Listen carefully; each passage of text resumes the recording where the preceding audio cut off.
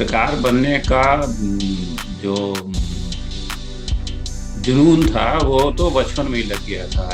Actually अखबार पढ़ने का शौक जो है वो बचपन से ही लग गया था, 10-11 साल की उम्र से। ये तो मेरे स्वभाव में है नहीं और मैं समझौते नहीं कर पाऊंगा, तो मैं सरकारी अफसरी नहीं कर सकता हूँ। देखिए, ये जो पहली ज्वाइनिंग तो मुझे नवंबर 1980 में वही टाइम्स ऑफ इंडिया की ट्रेनिंग जर्नलिस्ट स्कीम मिली। 1 साल की वो ट्रेनिंग देते थे। उस ट्रेनिंग में आपको काफी चीजें सिखाते थे। कहा कि देखिए, जो वेतन आपको यहाँ मिल रहा है वही मिलेगा, उससे ज्यादा कुछ नहीं मिलेगा। तो मैं आधा रामकृपाली आधा नकवी नहीं ले जाऊंगा, मैं रामकृपाल नकवी को ही लखनऊ ले जाऊंगा। तो इसलिए चौधरी दुनिया ने जो एक तरह का शून्य उभर रहा था उसको भरा और बहुत जल्दी वो लोकप्रिय हो गई। तो मैंने कहा भाई, एक ही अखबार में दो दो न्यूज एडिटर, तो आप जो है वो मेरे को जयपुर भेज दीजिए। जयपुर भी हालात उतनी अच्छी नहीं है, तो और रामकृपाल सिंह लखनऊ चले जाए। सर्कुलेशन थी, उसको तुरंत ही इम्प्रूव किया, तुरंत ही अखबार की क्वालिटी सुधारी, अखबार सुधरा, काफी अच्छा अखबार हो गया। कि यहाँ तक एक आपकी प्रिंट की यात्रा रही, उसके बाद आपकी जी टीवी की यात्रा शुरू हुई। ये वो जी दौर था जब लगभग 15-15, 20-20 मिनट के बुलेटिन दूरदर्शन के लिए कुछ लोग बनाने लगे थे। तो सबसे पहले मैं ये आपसे जानना चाहूंगा कि कैसे आपकी अरुण पुरी जी से मुलाकात हुई और कैसे ये सब डिसाइड हुआ कि 20 मिनट का जो बुलेटिन है वो डीडी मेट्रो के लिए बनाया जाएगा और आप उसको बनाएंगे। नहीं, ऐसा हुआ नहीं था। हुआ यह था कि जब हम्म। डीडी मेट्रो शुरू हुआ तो डीडी मेट्रो पे उसी समय तो प्रसार भारती वगैरह बन गया था। तो ये हुआ कि डीडी मेट्रो, चूंकि मेट्रो शहरों का चैनल था जो खाली बड़े शहरों में मान का था, तो ये माना जाता था कि यहाँ के जो दर्शक हैं ये डिसर्निंग व्यूअर हैं, यानी बहुत बुद्धिमान व्यूअर है। और इनको जो है दूरदर्शन की जो समाचार है वो शायद वो अच्छे नहीं लगेंगे, क्योंकि दूरदर्शन समाचारों की उतनी विश्वसनीयता नहीं थी। दूरदर्शन के सीरियल काफी देखे जाते थे। तो हम्म। डीडी मेट्रो पर ये विचार बना कि कुछ जो है प्राइवेट ब्रॉडकास्टर्स को ये दिया जाए। अब वो, चूंकि उसके पहले से दूरदर्शन पे प्रणय राय का वो वर्ल्ड दिस वीक चल रहा था, और जो काफी अच्छा था। उसके पहले प्रणय राय जो है चुनावी कवरेज काफी कर चुके थे, 2 चुनाव की कवरेज कर चुके थे, जो बहुत हम्म। लोकप्रिय थी और बहुत ऑब्जेक्टिव थी। और उस पूरी कवरेज में ना तो सत्तारूढ़ दल को, ना किसी विपक्षी दल को, किसी को भी उनकी कवरेज को लेकर के कोई शिकायत थी, इतनी ऑब्जेक्टिव कवरेज थी। तो दूरदर्शन को लगा कि प्रणय राय है उस तरह के कुछ, और विनोद दुआ उस समय परख निकाल ही रहे थे। हम्म। उसके पहले जो है वो विनोद दुआ और एमजे अकबर की टीम दूरदर्शन के लिए न्यूज लाइन कर चुकी थी। तो ये सब जो से दूरदर्शन में जो प्रसार भारती के लोगों को लगा कि नहीं, ये कुछ प्रोड्यूसर्स हैं जो ऑब्जेक्टिव हैं, जो ईमानदारी से अच्छा प्रोफेशनल प्रोग्राम देंगे। तो हुआ कि हिंदी में एक न्यूज बुलेटिन होनी चाहिए और अंग्रेजी में एक न्यूज बुलेटिन होनी चाहिए। तो उसके लिए प्रस्ताव मांगे गए, बहुत सारे लोगों ने प्रस्ताव दिए। उसमें टीवी टुडे ने भी प्रस्ताव दिया था। तो टीवी टुडे का जो बैकग्राउंड था, उसके पहले वो न्यूज ट्रैक नाम की एक वीडियो मैगजीन निकालते थे, मधु तिरेन उसकी संपादक थी, और वो काफी चर्चित मैगजीन थी। तो समहाउ जो है वो टीवी टुडे को इस लायक समझा गया कि हिंदी का जो है बुलेटिन इनको दिया जाएगा, और अंग्रेजी का न्यूज टुनाइट वो प्रणय राय को दिया जाएगा, एनडीटीवी को। तो जब इनको हिंदी का मिल गया तो अरुण पुरी जी की सबसे बड़ी चिंता यह थी कि भाई, हिंदी की बुलेटिन में हिंदी कैसी होगी, उसकी हम्म। भाषा कैसी होगी। तो चूंकि उनको ये लगता था कि जो दूरदर्शन की हिंदी है वो उनको समझ में नहीं आती थी, कि दूरदर्शन की हिंदी इतनी कठिन होती, नहीं समझ में आती। और उन्हें ये इम्प्रेशन था, और सही इम्प्रेशन था, कि जो इंडिया टुडे की जो हिंदी मैगजीन है उसकी जो हिंदी है वो बहुत आसान है और लोगों को समझ में आती है। उसकी वो काफी तारीफ सुनते थे। तो उन्होंने कहा कि नहीं, हमको जो है इंडिया टुडे हिंदी वाली हिंदी चाहिए। तो ये था। और उस समय एसपी सिंह से उनकी बात हो गई थी कि वो ही संभालेंगे इसको। तो एसपी सिंह ने मुझे फोन किया। मैं तो नवभारत टाइम्स जयपुर का संपादक, डिप्टी रेजिडेंट एडिटर था उस समय। तो उन्होंने हम्म। कहा कि भाई, ऐसे ऐसे एक इंडिया टुडे वालों का बुलेटिन मिला है, उसकी जो है भाषा बनाने का काम करने के लिए एक आदमी चाहिए जो पर्दे के पीछे रह करके काम करे। तो यानी उन्होंने मुझे संकेत दे दिया कि भाई पर्दे पे आने का सपना मत देखिएगा, आप पर्दे के पीछे रह करके ही उसकी भाषा बनाइए। तो भाषा के मामले में मेरी जो है वो एक तरह की धाक जमी हुई थी कि मेरी हिंदी जो है वो काफी अच्छी है और बहुत आसान हिंदी में इस्तेमाल करता हूँ, कठिन हिंदी नहीं इस्तेमाल करता हूँ। ये शुरू से रहा। उसके पीछे एक कारण शायद ये भी रहा है कि जो हम लोगों की जो शुरुआती स्कूलिंग थी वो उर्दू में थी, तो मैं जो हूँ वो उसको बिल्कुल बीच में रखता था, यानी किसी भी भाषा के कठिन शब्द नहीं आने देता था। यानी उर्दू का कोई ऐसा शब्द ना है जो किसी की समझ नहीं आए, हिंदी का कोई ऐसा शब्द नहीं है जो लोगों को समझने में दिक्कत हो, और अंग्रेजी का भी शब्द आए लेकिन ऐसे शब्द नहीं है जो लोगों को समझने में दिक्कत हो। इस तरह की भाषा लेके मैं चल रहा था। तो बहरहाल मुझे बुलाया गया कि ऐसे ऐसे है, तो मैं आया। तो यहाँ पे इंटरव्यू के लिए आया, तो अरुण पुरी जी ने से मिलना था, तो उन्होंने कहा कि नहीं, पहले जो है आप हिंदी लिख के दिखाएं मेरे को कि कैसी हिंदी है। तो उन्होंने शेखर गुप्ता को बुलाया, उस समय वो इंडिया टुडे के हिंदी के संपादक थे। उनसे कहा भाई इनका आप जो है वो टेस्ट लीजिए। तो उन्होंने अंग्रेजी इंडिया टुडे के 2 पैरे निकाल के मेरे को दिए कि इसका आप ट्रांसलेशन करके दीजिए।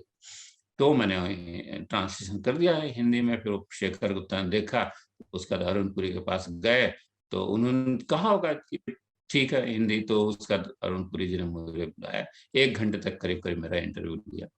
फिर उन्होंने कहा कि अच्छा ठीक है, देखिए ऐसा है कि आप जो है बड़े सीनियर पोजीशन पे हैं, और ऐसा हो सकता है कि आप यहाँ और आपको अच्छा नहीं लगे काम करने पे, तो आप यहाँ के लिए आ जाओ 15 दिन के लिए और काम करके देख लो, अगर आपको ठीक लगता है तो आप कर लेना, और नहीं तो फिर अपनी पुरानी जगह पे चले जाना। मैंने कहा भाई मैं वहाँ पे डिप्टी रेजिडेंट एडिटर हूँ, एक तरह से एडिटर ही हूँ, तो मैं वहाँ 15 दिन के लिए छुट्टी लेके आपके यहाँ तो काम नहीं कर सकता हूँ। तो ऐसा तो संभव नहीं है।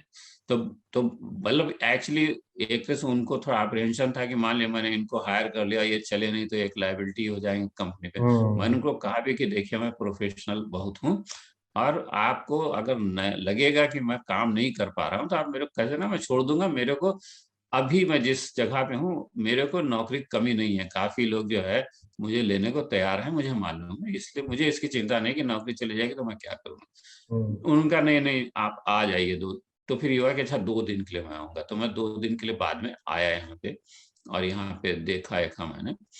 तो मैंने देखा कि साहब यहाँ पे जो स्टूडियो बन गया था और उस पर लिखा था आज। तो मैं भाई बुलेटिन का नाम क्या होगा उनका, आज। तो मैं भाई आज नाम का तो उत्तर प्रदेश से बहुत बड़ा अखबार निकलता है, तो बिल्कुल। आपने उनसे अनुमति वगैरह ले ली है, नहीं तो आप आओगे दूरदर्शन पे बुलेटिन आएगा वो आपके ऊपर मुकदमा कर देंगे। तो उनका अच्छा ऐसा, हम कहा हाँ। तो उनका कि यार हिंदी में इतने लोग काम कर रहे हैं, इन्हें में से किसी ने बताया नहीं। तो फिर किसी ने कहा कि भाई अभी स्टूडियो बन गया है, सब कुछ हो गया है, अब ज्यादा इसमें नहीं हो सकता कुछ, तो अब क्या करें। तो किसी ने कहा कि आज के साथ कल और जोड़ देते हैं, आजकल हो जाएगा। तो मैंने कहा कि आजकल भी बांग्ला का एक अखबार है, और दूसरे एक आजकल मैगजीन भी निकलती है यहाँ से, सरकार निकालती है, तो उसके साथ भी यही समस्या है। तो फिर लोग फिक्स में हो गए, अब क्या करें। तो फिर हुआ कि अच्छा नाम वाम ढूंढिए। तो 2 दिन हम यहाँ काम कर रहे थे, तो 2 दिन में नाम कई आए, आज दिनांक, आज ही, इस तरह का कुछ। मतलब आइडिया ये था कि आज में कुछ जोड़ दिया जाए, क्योंकि ज्यादा नया कुछ नाम होगा तो सेट जो है वो नए सिरे से बनाना होगा, उतना टाइम नहीं था। तो बहरहाल मुझे नाम समझ में नहीं आया, तो मैं कहा अच्छा चलिए मैं देखता हूँ, नाम अगर कुछ सूझेगा तो मैं भेज दूंगा। तो मैं यहाँ से जयपुर वापस चला, और बस से जा रहा था, और जाने क्या सोच रहा था कि आज तक ये बात नहीं हुई थी। आज तक ये तो अच्छा नाम है, आज तक तो हो सकता है, आज तक की खबरें। तो फिर चूंकि जो सेम प्रयोग मैंने चौथी दुनिया में किया था, कि चौथी दुनिया के जो नाम था उसमें दुनिया शब्द के पहले बहुत कुछ जोड़ देते थे, जैसे कि खिलाड़ी दुनिया खेल का पन्ना हो गया, बच्चों का पन्ना है तो चुनमुन दुनिया हो गया, सिनेमा का पेज है तो जगमग दुनिया हो गया, और देश का पेज है जिसमें देश की खबरें हैं तो अपनी दुनिया हो गया, और अगर विदेश का पेज है जिसमें विदेश की खबरें हैं तो बाकी दुनिया हो गया। तो दुनिया शब्द के पहले कुछ भी जोड़ करके मैं पेज का नाम रख देता। तो मैं कहा भाई आज तक ये भी नाम अच्छा है, इसमें हम कुछ भी रख सकते हैं, खेल आज तक, सिनेमा आज तक, बिजनेस आज तक। तो वो मैंने अगले दिन जा करके अरुणपुरी को फैक्स कर दिया कि मेरे हिसाब से आज तक नाम होना चाहिए। और इसका जो है इंग्लिश मीनिंग ये होगा। तो इंडिया टुडे जो है, मतलब वो इंडिया टुडे है तो आज तक जो टिल टुडे हो जाएगा, और ये मीनिंग है। तो फैक्स उनको मिला, फिर वो फैक्स लेके यहाँ पे आए ऑफिस में, लोगों की राय ली, लोगों ने कहा कि हाँ नाम सही है, तो फिर आज तक नाम हो गया। ये आज तक के नाम रखे जाने की कहानी। उसके बाद उसकी जो भाषा है वो मैंने भाषा बनाई, और वो बिल्कुल नई भाषा थी। वो ऐसी भाषा थी जिसका कोई मॉडल था नहीं उस समय, क्योंकि उस समय जी पे एक हिंदी का बुलेटिन शुरू हो गया था, 1994 शुरू हुआ था। वो काफी इंग्लिश में था, उसमें खाली में, ने, के, से, ये सब तो हिंदी में होते थे, बाकी सारे शब्द अंग्रेजी में होते थे। और उनको लगता रहा कि क्योंकि जी जो है बेसिकली इंडियन डायस्पोरा पर केंद्रित था, विदेश में जितने भारतीय रहते थे उनके लिए था, तो उनको लगता था कि उनको ये हिंदी समझ नहीं आएगी, तो वो हिंदी इस्तेमाल करते थे। और दूसरी तरफ दूरदर्शन की हिंदी थी जो बहुत ही क्लासिकल थी। और क्लासिकल इसलिए कि जैसे मैं आपको बताऊं कि उस समय तक पाकिस्तान टीवी लोग देखते थे, आता था यहाँ पे, और पाकिस्तानी सीरियल और पाकिस्तानी नाटक काफी लोकप्रिय थे। तो वो पाकिस्तानी नाटकों और पाकिस्तानी सीरियल की जो उर्दू थी वो तो समझ में आ जाती थी, आपको सबको समझ आ जाती थी, लेकिन पाकिस्तानी जो खबरें थी, जो उनकी बुलेटिन थी, उसकी उर्दू मेरे को भी समझ में नहीं आती थी, जबकि मेरी उर्दू काफी अच्छी। तो सेम था। तो मुझे लगा कि यार ऐसा है कि जब खबर की उर्दू बनाते हो या खबर की हिंदी बनाते हो, ऐसी भाषा क्यों बना देते हो? और जब आप सीरियल की हिंदी बनाते हो और सिनेमा की हिंदी बनाते हो, तो दूसरी हिंदी क्यों बनाते हो, या दूसरी उर्दू क्यों बनाते हो? तो मैंने कहा कि मॉडल मेरा यही रहेगा कि जो सिनेमा की या सीरियल की बोलचाल की हिंदी भाषा। है, वही वही हिंदी रखी जाएगी। तो हम्म। वो हिंदी बनाई गई उसकी, और उसकी एक लंबी कहानी, थ्योरी भी है उसकी लंबी। मैं कभी समय रहेगा तो बताऊंगा कि वो भाषा ऐसे क्यों बनी, और वो भाषा ऐसे लोकप्रिय क्यों हुई। इसकी बड़ी एक इंटरेस्टिंग कहानी है। जी सर, उसके बाद आपने आज तक के साथ काम करना शुरू किया और आप लगभग 8 सालों तक आज तक के न्यूज़ डायरेक्टर भी रहे। तो दरअसल कई युवा पत्रकार ऐसे होंगे जो उस समय ना आपके साथ काम कर पाए, ना वो उस माहौल को देख पाए, समझ पाए। तो एक संक्षेप में मैं आपसे ये जानना चाहूंगा कि किन लोगों की टीम थी, कैसी वो टीम थी, क्या क्या आपने प्रयोग किए, और मीडिया के दुनिया में किस तरीके से चीजें जो है आपने बदलते हुए अनुभव किया चीजों। देखिए, आज तक मैं दो इंस्टेंट में रहा है। पहले ही तो सुरेंद्र प्रताप सिंह उसके संपादक थे, और उनका जब बहुत ही दुखद निधन हो गया ब्रेन हेमरेज के कारण, तो उसके बाद राहुल देव जी 1 साल के लिए उसके संपादक बने। और हम्म। राहुल देव जी के जाने के बाद फिर मुझे उसका संपादक बनाया गया, और चैनल लॉन्च होने के ठीक पहले मैंने आज तक छोड़ भी दिया था, करीब 5 साल काम करने के बाद। फिर 3 साल के बाद मैं दोबारा आज तक में न्यूज डायरेक्टर होकर लौटा। तो जो आज तक की शुरुआती लोकप्रियता थी, उसका सारा का सारा श्रेय जो है सुरेंद्र प्रताप सिंह को ही जाता है क्योंकि, और उनसे बहुत सीखा, और जिन लोगों ने उनके साथ काम किया उन सब ने बहुत सीखा उनसे, और उन सब ने उनको लगभग कॉपी भी किया काफी। क्योंकि एक तो वो ऐसा हो ही नहीं सकता था कि देश में कोई भी खबर हो रही हो और उनको मालूम नहीं हो। वो 17-18 तो अखबार पढ़ते थे दिन भर में। तो सुबह 7-8 अखबार पढ़ते थे, फिर शाम के जो अखबार आते थे, चाहे वो तमिलनाडु के अखबार आ रहे हैं, आंध्रा के अखबार आ रहे हैं, बंगाल के अखबार आ रहे हैं, बांग्ला उनको आती थी तो आनंद बाजार पत्रिका वो पढ़ लेते थे। मुंबई में काम किया था, थोड़ी बहुत मराठी वो समझते थे, तो मराठी का अखबार भी आता था, सामना भी आता था वहां पे। ठीक है, उसका डेक्कन क्रॉनिकल है, और तमिलनाडु से हिंदू है, इस तरह के जितने अखबार थे वो आया करते थे वहां पर, और उसको पढ़ते थे। और न केवल पढ़ते थे, एसपी सिंह का मतलब उनका जवाब ही नहीं था। मतलब आप इलेक्शन के मामले में हम लोग चकित रह जाते थे कि भाई कहीं पे बाई इलेक्शन हो रहा है, उस एक कॉन्स्टिट्यूंसी में क्या कास्ट इक्वेशन है, कौन वहां से विधायक था, उस पे क्या विवाद हुए, क्या आरोप लगे, क्या चीज है, इतनी डेप्थ तक कैसे कोई आदमी जाके वो उसको जान सकता है। तो इसलिए जो वो जो न्यूज मीटिंग होती थी, खबरें तय होती थी, तो उन खबरों में एक्चुअली क्या बैकग्राउंड है, क्या चीज जानी है, किससे बात करनी है, क्या मुद्दा है, ये सब वो बताते थे। और उसके बाद जो है वो रिपोर्टर मैदान में जाते थे, लोगों से बात करते थे। और रिपोर्टर उस समय भी, मतलब उस समय एक वो यंत्र होता था, आरटी, जिससे आप अपने ऑफिस जो है, मोबाइल नहीं थे उस समय, तो अपने ऑफिस आप बता सकते थे रेडियो के जरिए कि हमने इससे बात कर ली। तो रिपोर्टर लगातार वहां से ब्रीफिंग करते रहते थे, और जब तक स्पीचिंग ऑफिस में रहते थे तो वो उनको बताते रहते थे कि ऐसा कर लीजिए, वैसा कर लीजिए। और जब वो दोपहर में खाना वाना खाने घर जाते थे तो वो काम हम लोग करते थे कि अब ऐसा करना, वैसा करना। उसके बाद जितनी भी कॉपी लिखी जाती थी, जितने रिपोर्टर हमारे कॉपी लिखते थे, वो सारी कॉपी हम मेरे पास आती थी। फिर और करीब करीब सारी कॉपी को मैं रीराइट कर देता था। उस रीराइट की हुई कॉपी के बाद वो एसपीसी के पास जाती थी, और वो उसमें कुछ जो भी करेक्शन जो भी उनको लगता था वो उसको ठीक करते थे, और फिर वो फाइनल कॉपी होती थी। तो जो वो खबरें पढ़ रहे होते थे, वो ऐसा नहीं है कि उनको मालूम नहीं होती थी, उनको उस खबर की एक एक रत्ती रत्ती मालूम है कि ये खबर वो क्या पढ़ रहे हैं। और वो कोई टेलीप्रॉम्प्टर एंकर नहीं थे कि टेलीप्रॉम्प्टर भी लिखा हुआ, हालांकि जो जो टेली उस समय टेलीप्रॉम्प्टर से ही एंकरिंग होती थी। ठीक, और जो एंकर लिंक लिखा जाता था उसको वो पहले पढ़ के तय करते थे कि यही एंकर लिंक होगा, क्योंकि बहुत से शब्द थे जो उनको पढ़ने में दिक्कत होती थी। जैसे इजाजत शब्द है, तो हम लोग उनके लिए जो एंकर लिंक लिखते थे उसमें इजाजत कभी नहीं लिखते थे, क्योंकि वो जा में पहला वाला जा पे नुक्ता है, दूसरे जा पे इस पे हमेशा कंफ्यूज हो जाते थे, तो अनुमति ही लिखा जाता था कहने मतलब। तो बहरहाल, तो ये एसपी सिंह से हम लोगों ने सीखा कि हाँ, पढ़ते रहना चाहिए, खबरों के बारे में लगातार जानते रहना चाहिए। और जो लोग खबरों को प्रभावित करते हैं, चाहे वो नेता हो, चाहे वो ब्यूरोक्रेट हो, चाहे वो सोशल वर्कर हो, चाहे वो संस्थाएं हो, चाहे जो भी हो, उनके बारे में, और वो हर फील्ड की, चाहे वो धर्म हो, चाहे वो संगीत हो, चाहे वो दर्शन हो, चाहे वो पॉलिटिक्स हो, चाहे वो बिजनेस इकोनॉमी, आप हर चीज की थोड़ी थोड़ी जानकारी रखिए।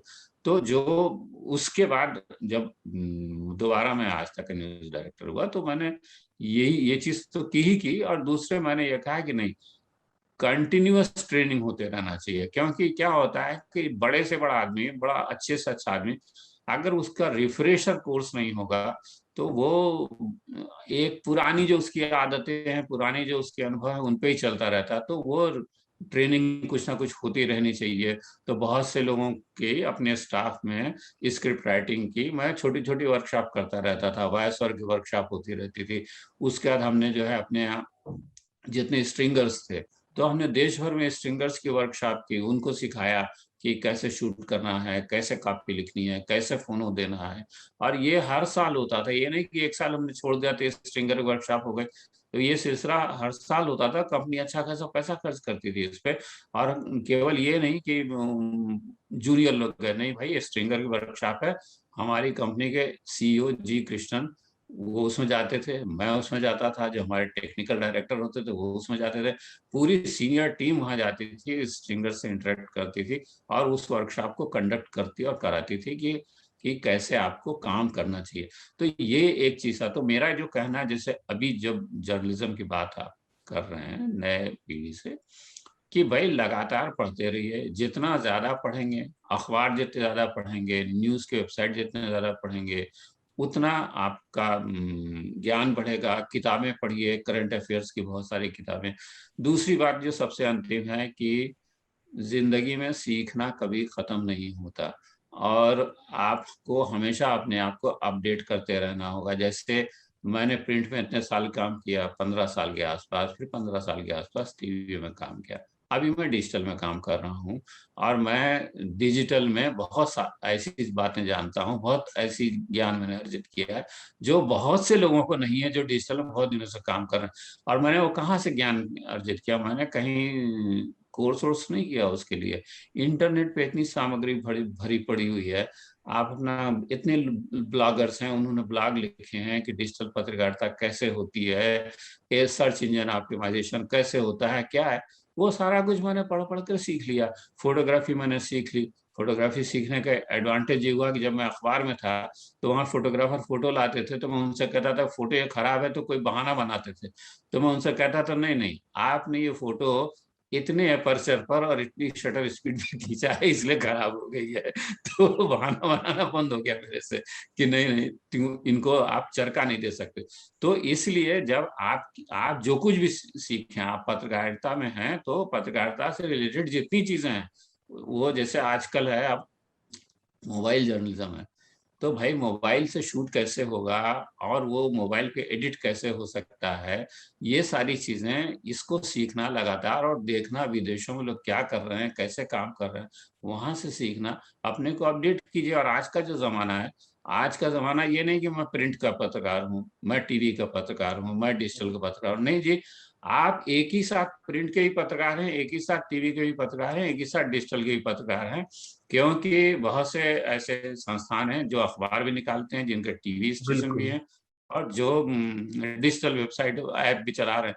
तो और तीनों के लिए थोड़ा अलग अलग करके आपको लिखना होता है, थोड़ा अलग अलग तरीके से आपको कॉपी देनी होती है, तो वो आप ही को करना है। वो अगर आप नहीं करेंगे तो आप मार्केट से बाहर हो जाएंगे। तो ये है एक बात। और दूसरी बात ये, मैं एक अंतिम बात कहना चाहूंगा कि देखिए, जर्नलिज्म में आप अपने आप को जितना तैयार करेंगे, जितना स्किल्ड करेंगे, उतनी ही आपकी वैल्यू होगी। जैसे मैंने आपको कहा कि मुझे आज तक की नौकरी क्यों दी गई, इसलिए दी गई कि लोगों को ये मालूम था भाई ये बंदा भाषा जानता है, भाषा की तैयारी। तो संयोग से एक सवाल उठा होगा यहाँ पे कि ऐसी हिंदी चाहिए, उस हिंदी के लिए पूरे देश में लोगों को खोजा गया। अगर मेरे ऊपर निगाह पड़ी तो मेरे को वो बुला करके वो ऑफर दे दिया गया। अब अगर मेरे पास, मैं पत्रकार होता और मेरे पास ये एक विशेष योग्यता नहीं होती, तो मुझे वो नौकरी नहीं मिलती। ये कहने का मतलब।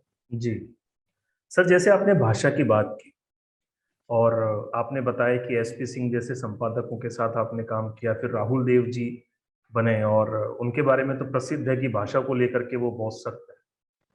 वर्तमान में जब आप टीवी देखते हैं या सोशल मीडिया देखते हैं, टीवी की बहस देखते हैं, एंकर्स को देखते हैं, क्या आपको लगता है कि वो एक समृद्ध भाषा जो पत्रकारिता की होती थी, एक शांति से, शालीनता से, सौम्यता से जो एक डिबेट हुआ करती थी, गंभीरता से विश्लेषण होता था, क्या आप उसकी कमी महसूस करते हैं? आपको लगता है कि कुछ कमी है?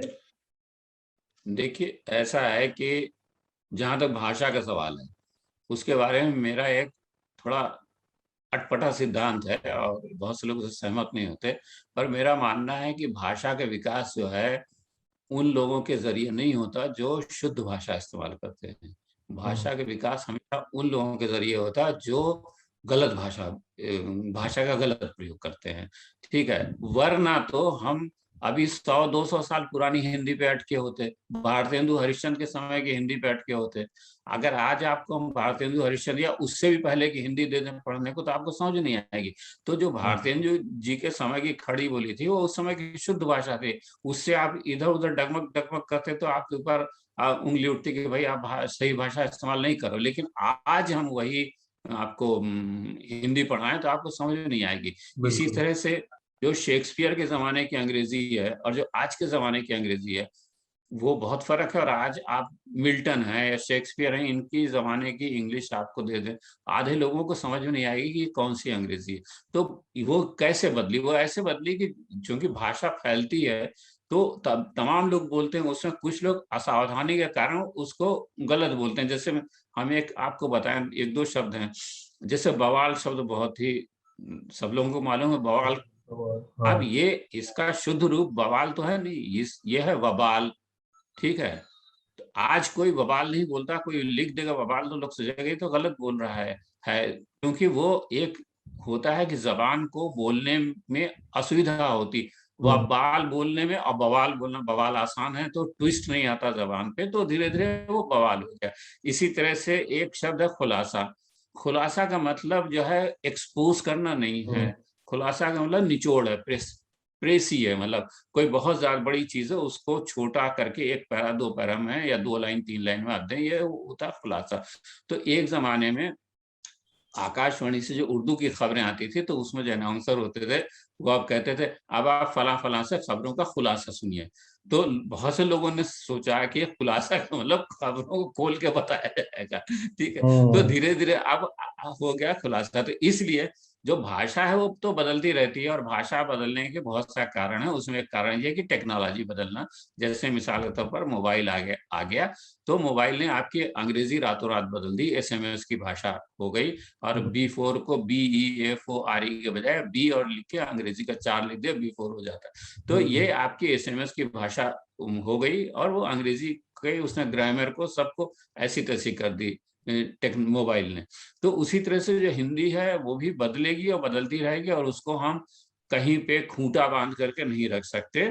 तो जो हमारे समय की हिंदी थी वो आज के समय की हिंदी नहीं होगी, और जो आज के समय की हिंदी है वो अगले 50 साल या 30 साल बाद की हिंदी नहीं होगी। तो वो हिंदी बदल रही है, वो बदलेगी अपनी गति से। हाँ, हम में से बहुत से लोगों को वो अच्छी नहीं लगती, क्योंकि हमारी जो है वो संस्कार पुरानी हिंदी के हैं, तो हम अपनी हिंदी पे कायम हैं, वो अलग बात है। लेकिन हम ये नहीं कहेंगे कि आज की हिंदी भ्रष्ट हो गई, एक बात। अब जो दूसरा आपका सवाल था जो डिबेट का, तो उसका उसमें कारण डिबेट अचानक से टीवी चैनलों पे क्यों शुरू हुई? उसका कारण ये है कि जब टीवी चैनल शुरू हुए थे शुरू में, तो जो उसका यूएसपी था वो लाइव रिपोर्टिंग थी। क्योंकि लोगों को जो खबरें जो है जब अखबार में पढ़ते थे तो आज खबर हुई, कल वो हम्म। देखेंगे, फिर कल उसका फोटो देखेंगे। आज टीवी क्या है, आपको घटनास्थल से तुरंत का तुरंत बता रहा है कि देखिए ये हुई, कहीं भूकंप आ गया, जैसे भुज का भूकंप था, आज तक जब उसकी कवरेज उस समय की भुज के भूकंप की, तो उन लोगों को लगा कि हाँ भूकंप की तबाही है, ऐसे राहत कार्य चल रहा, लोग अपनी आंख से देख रहे हैं कि क्या हो रहा अभी, अभी इस समय क्या हो रहा। तो लेकिन धीरे धीरे करके ये टीवी न्यूज का यूएसपी खत्म हो गया। क्यों खत्म हो गया? सोशल मीडिया ने खत्म कर दिया। क्योंकि वही सारी जो लाइव रिपोर्टिंग है अब कॉमन आदमी करता है, वो जहां पे है वहां मोबाइल से शूट करता है, ट्विटर पे ट्वीट कर देता है, फेसबुक पे डाल देता है, इंस्टाग्राम पे डाल देता है। हर आदमी को टीवी चैनल के पहले वो वीडियो आपको उस आपके मोबाइल पे मिल जाता है वायरल वीडियो के रूप में, और बाद में वो वीडियो आप टीवी चैनल पे देखते हैं। तो रिपोर्टिंग का जो पूरा जो टीवी चैनल का यूएसपी था वो सोशल मीडिया ने खत्म कर दिया था। अब टीवी चैनल क्या करें? अगर उन्हीं खबरों का वो एनालिसिस वगैरह करके दें, तो दिन भर वो आदमी जो है, जो ट्विटर पे है, फेसबुक पे है, वो तमाम खबरों पे तमाम लोगों के विचार पढ़ चुका है, तमाम एनालिसिस देख चुका है। अब आप उसको न्यूज का एनालिसिस क्या देंगे? तो इसलिए डिबेट शो शुरू है, और डिबेट शो चलने लगे। लेकिन अब क्या है कि डिबेट शो में लोग चूंकि एग्रेसिव होना चाहिए, थोड़ा सा ये होना चाहिए, तो ऐसे करके बहुत सारे डिबेट शो बहुत ऐसी हद तक गए जहां तक उनको नहीं जाना चाहिए था।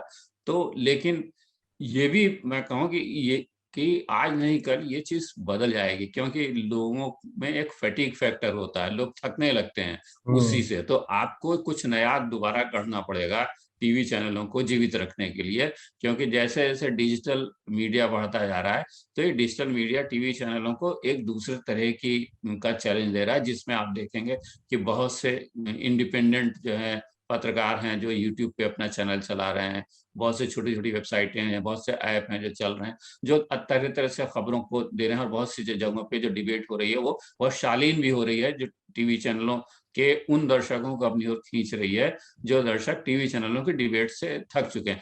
तो उन टीवी चैनलों में भी ये रियलाइजेशन आज नहीं कल होना है कि हमको अपनी डिबेट को कैसे बदलना है, या अब क्या करना है, कितने दिन डिबेट चलेगी। तो टीवी का जो कंटेंट है ना वो लहर पे चलता है, एक लहर आती है वो जाती है, फिर दूसरी लहर आती है, फिर जाती है, फिर तीसरी लहर आती है। अब वो अगली लहर कौन सी होगी हम अभी भविष्यवाणी नहीं कर सकते, लेकिन होगी जरूर। जी। चर्चा का आखिरी सवाल है सर मेरा, एक, आपकी हॉबीज क्या है, आप खाली समय में क्या करना पसंद करते हैं, और फ्यूचर के बारे में आपने क्या सोचा है? देखिए हॉबीज मेरी तरह तरह की हैं, मतलब तरह तरह की हॉबीज में फोटोग्राफी कभी हॉबी थी, किताब पढ़ना कभी हॉबी थी, बीच में ज्योतिष हॉबी हो गई मेरी, उसके बाद जो है वो स्टॉक मार्केट मेरी हॉबी हो गई। वो हॉबी आती रहती है और जाती रहती है। अब फ्यूचर का क्या होगा ये तो मुझे मालूम नहीं कि फ्यूचर क्या होगा, मैं ज्यादा कुछ सोचता नहीं है कि आगे मुझे क्या करना है। जैसे जीवन चल रहा है, बस फ्यूचर के बारे में मैं यही कहूंगा कि मुझसे कभी एक सवाल पूछा गया था जब मैं टाइम्स ऑफ इंडिया का जो फाइनल इंटरव्यू हो रहा था, तो जिसमें धर्मवीर भारती धर्म के संपादक थे, उन्होंने पूछा था कि आपकी महत्वाकांक्षा क्या है? हम्म। तो मैंने कहा कि मेरी महत्वाकांक्षा केवल एक ही है कि मैं आज जहां हूं वहां कल वहां से ऊपर दिखाई दूं। ठीक है, हम्म। मतलब मैं आज जिस जगह हूं कल उससे थोड़ा ऊपर होना चाहिए बिल्कुल मुझे, यही बिल्कुल। मेरी मत। तो फ्यूचर के बारे में जो आपको सवाल है, मैंने आज जहां तक सीखा है कल मैं इससे कुछ और ज्यादा सीख लूं। बिल्कुल। तो मेरा फ्यूचर यही है, और मैं यही करता रहूंगा कि अब आगे मैं क्या सीखूं, अपने आप को और क्या अपडेट करूं। तो जब तक मैं सीख सकूंगा तो सीखता रहूंगा, यही मेरा फ्यूचर है।